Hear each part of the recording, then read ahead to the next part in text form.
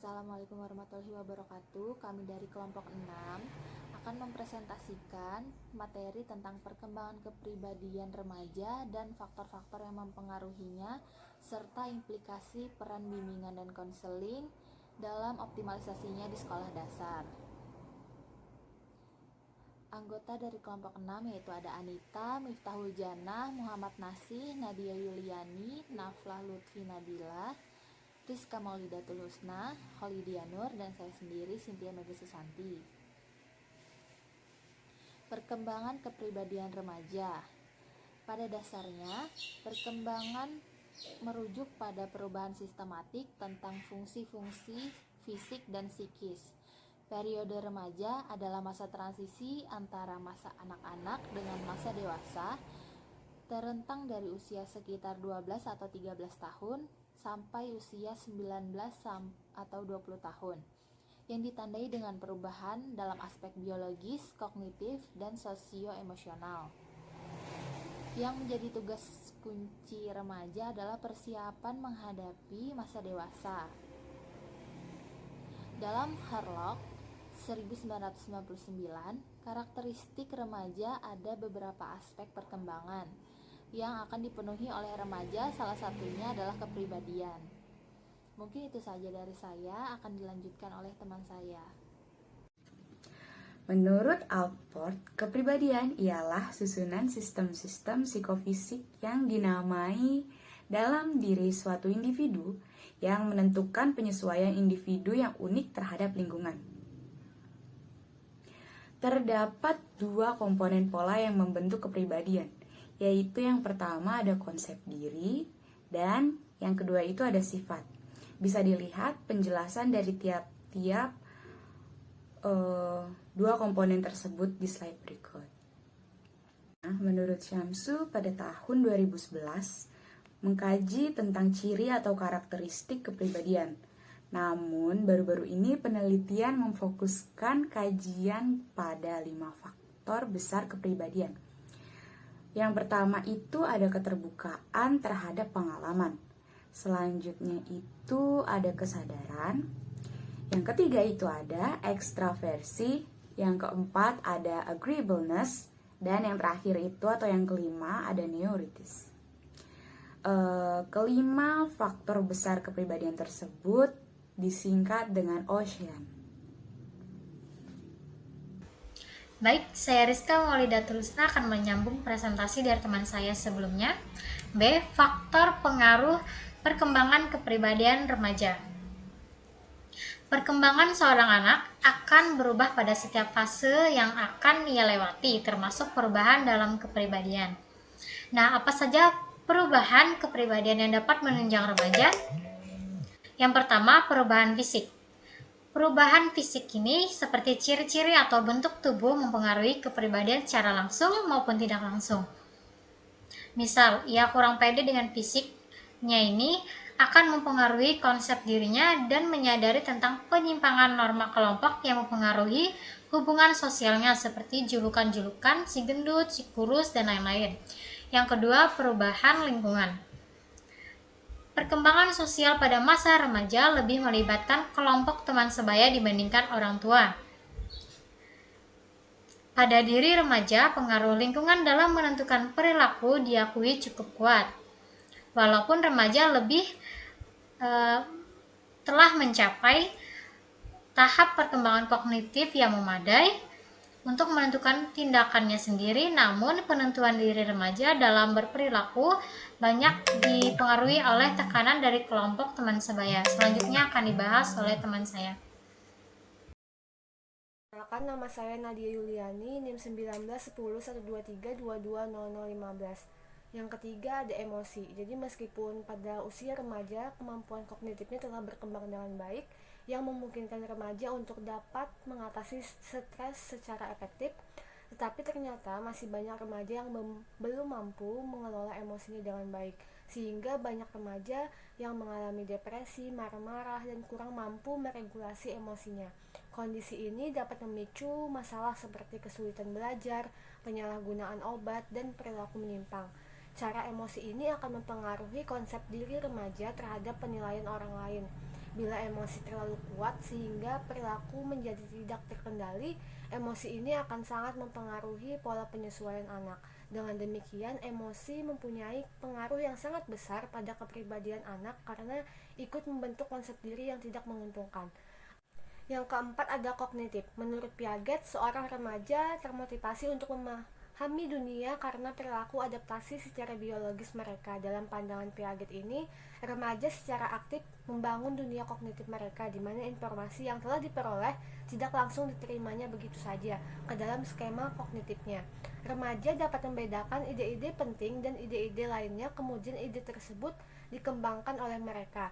Remaja mencapai tahap operasi formal di mana dapat berpikir secara fleksibel dan kompleks, mampu menemukan alternatif jawaban tentang suatu hal. Remaja dapat memahami bahwa tindakan yang dilakukannya pada saat ini akan memiliki dampak pada masa yang akan datang. Kognitif remaja ditandai dengan kemampuan berpikir logis serta mampu membuat suatu perencanaan untuk mencapai suatu tujuan di masa depan. Kelima ada konsep diri. Konsep diri ini merupakan suatu skema diri, yaitu pengetahuan tentang diri yang mempengaruhi cara seseorang memperoleh informasi dan mengambil tindakan. Konsep diri ini rentan terganggu pada usia remaja. Konsep diri ini bukanlah faktor hereditas, melainkan faktor yang dipelajari dan terbentuk melalui pengalaman dan hubungan individu terhadap orang lain. Pada tahap ini, remaja akan mengalami beberapa perubahan seperti krisis identitas dan selalu memperhatikan penampilan yang terjadi di dalam tubuhnya. Konsep diri ini mempunyai pengaruh yang cukup besar terhadap perilaku remaja, yaitu remaja akan bertingkah laku sesuai dengan konsep diri yang dimilikinya. Banyak kondisi dalam kehidupan remaja yang turut membentuk pola kepribadian melalui pengaruh pada konsep diri seperti perubahan fisik dan psikologis pada masa remaja. Assalamualaikum warahmatullahi wabarakatuh. Di sini saya akan melanjutkan presentasi dari teman saya. Bagian C, implementasi peran guru bimbingan konseling di sekolah menengah. Implementasi itu sendiri adalah pola penerapan atau hal-hal yang berkaitan dengan pelaksanaan yang akan dilaksanakan dalam suatu kegiatan atau proses yang akan dilakukan.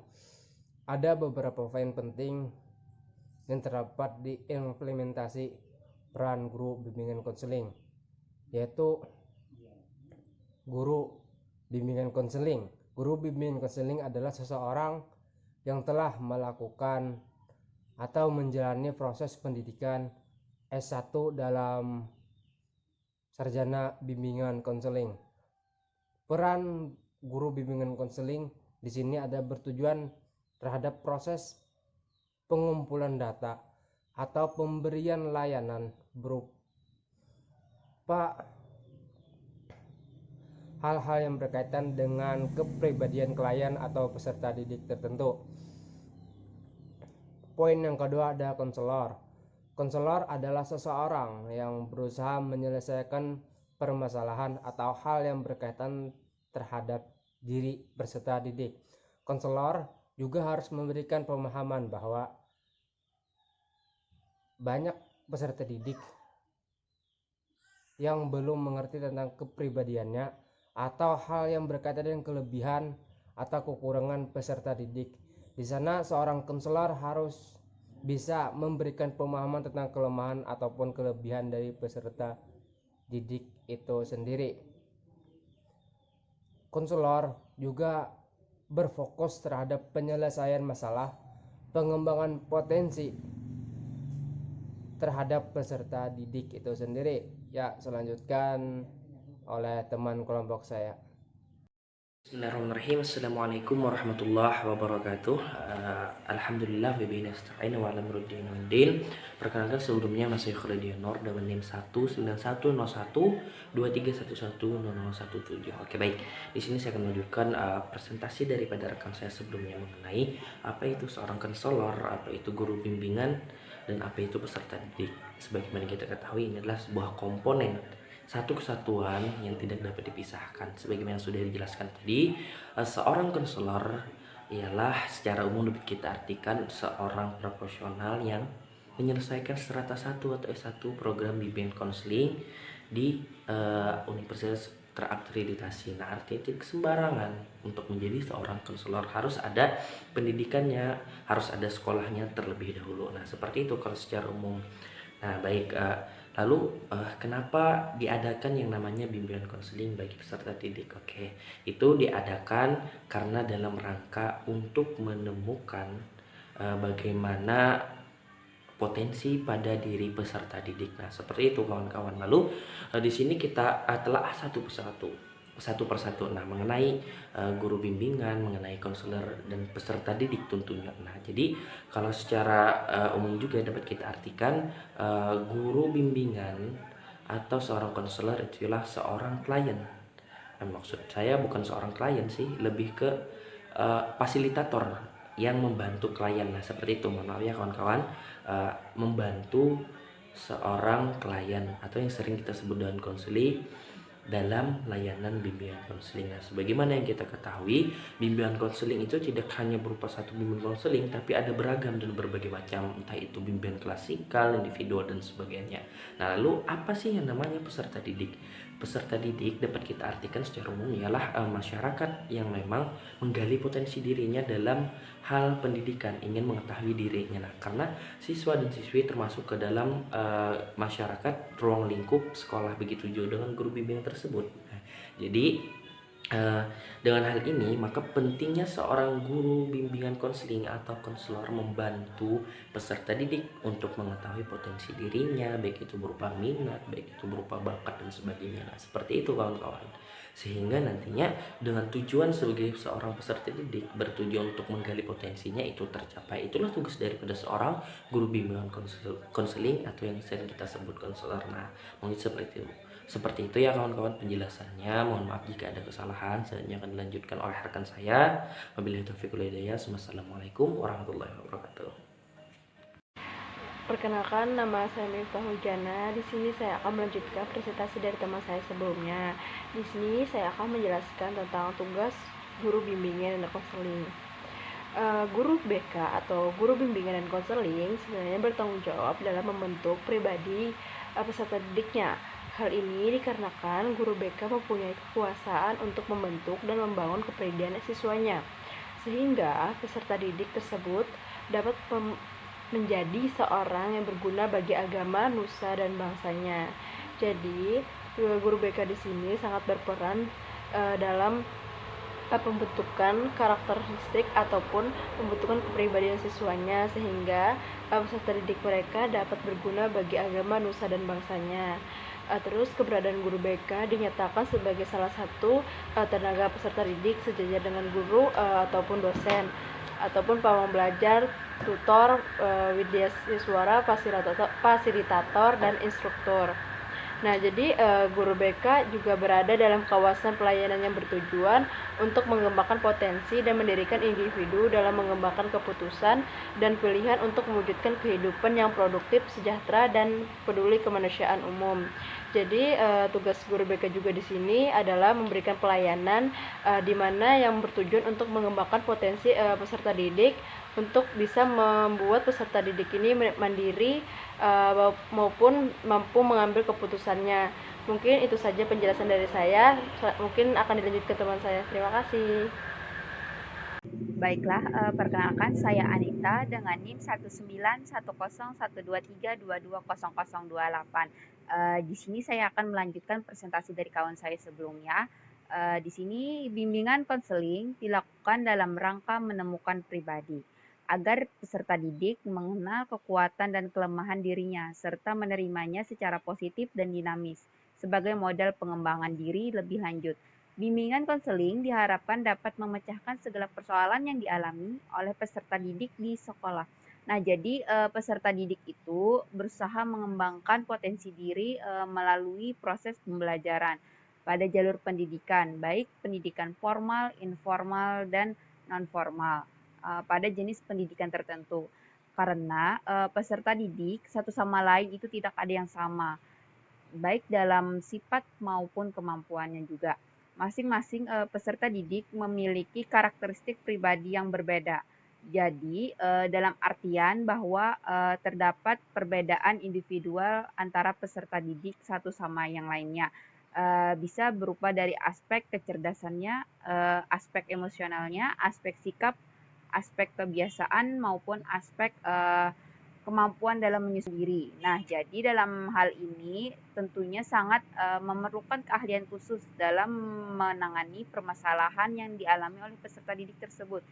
Karena dalam penanganan masalah perlu adanya langkah-langkah yang dilakukan sebagai solusi agar peserta didik tersebut dapat terarah dan terbebas dari permasalahan yang dihadapinya. Nah, maka disinilah peran bimbingan dan konseling itu sangat dibutuhkan. Saya lanjut pada slide selanjutnya.